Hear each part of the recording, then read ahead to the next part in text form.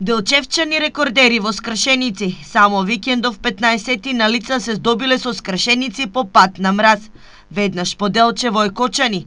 Во овој град ортопедите интервенирале кај 14 пациенти, од кои најголем дел биле фрактури на горните и долни екстремитети. Помалку работа имале штипските ортопеди. Мразот бил кобен за само 7 штипјани.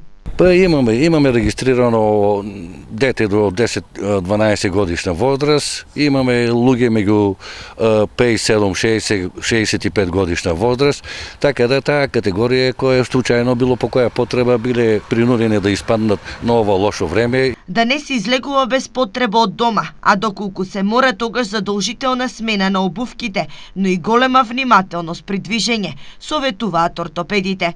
Па посебно на повозрастните луѓе да се внимават, да не излават непотребно на овие лоши временски услови, каде имаме минус температури, дека улиците се веќе замрзнати, обавезно да се направи смена на обувките. Значи, ако да се стават зимни обувки со поголеми графери, така да немаме лизгање и падови. Вистинска драма на бадни вечер се случувало на регионалниот пат Штип Кочани, кај селото Крупиште, кога двајца пациенти од Кочани, кои биле критични, требало да се хоспитализираат на клиниките во Скопје.